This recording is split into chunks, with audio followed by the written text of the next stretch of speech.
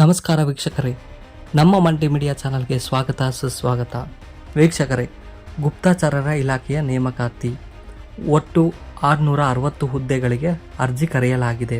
10ನೇ class pass ಆಗಿದ್ದರೆ ಸಾಕು, ಈಗಲೇ ಅರ್ಜಿ ಸಲ್ಲಿಸಿ. ಹೌದು ವೀಕ್ಷಕರೇ, ಹುದ್ದೆಗಳ ವಿವರ.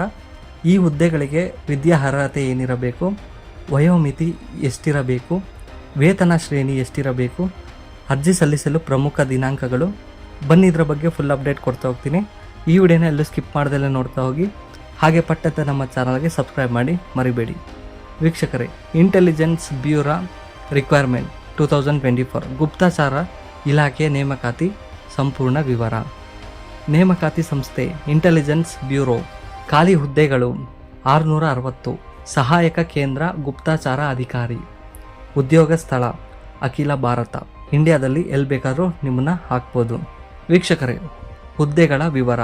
ಸಹಾಯಕ ಕೇಂದ್ರ ಗುಪ್ತಚರ ಅಧಿಕಾರಿ 80. ಸಹಾಯಕ ಕೇಂದ್ರ ಗುಪ್ತಚರ ಅಧಿಕಾರಿ 136.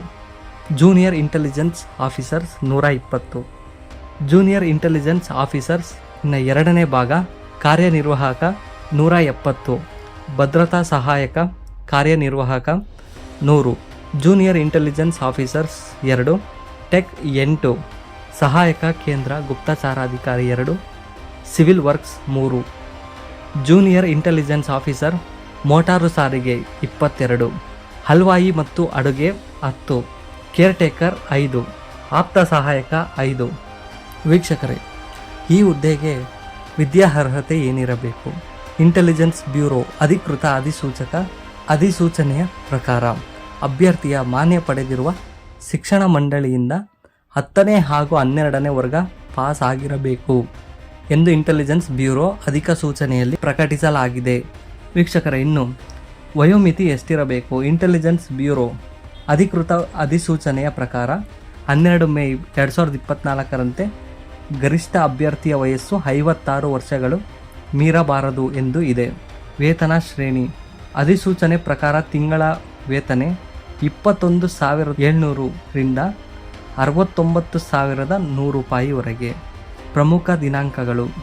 ವೀಕ್ಷಕರೇ, ಅರ್ಜಿ ಸಲ್ಲಿಕೆಗೆ ಇರುವ ಪ್ರಮುಖ ದಿನಾಂಕಗಳು. ಅರ್ಜಿ ಪ್ರಾರಂಭ 13 ಮಾರ್ಚ್ 2024. ಅರ್ಜಿ ಸಲ್ಲಿಕೆಯ ಕೊನೆಯ ದಿನಾಂಕ 12 ಮೇ 2024.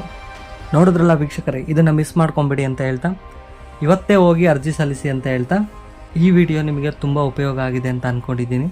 ಇಷ್ಟ ಆದರೆ ನಮ್ಮ ಚಾನಲ್ಗೆ ಲೈಕ್ ಶೇರ್ ಮಾಡಿ ಅಂತ ಹೇಳ್ತಾ, ಇನ್ನೂ ಹೆಚ್ಚು ಅಪ್ಡೇಟ್ಗಳಿಗೆ ಸಬ್ಸ್ಕ್ರೈಬ್ ಮಾಡ್ಕೊಳ್ಳಿ. ಜೈ ಹಿಂದ್, ಜೈ ಕರ್ನಾಟಕ. ಧನ್ಯವಾದಗಳು ಅಂತ ಹೇಳ್ತಾ ಈ ವಿಡಿಯೋನ ಮುಗಿಸ್ತಾ ಇದ್ದೀನಿ.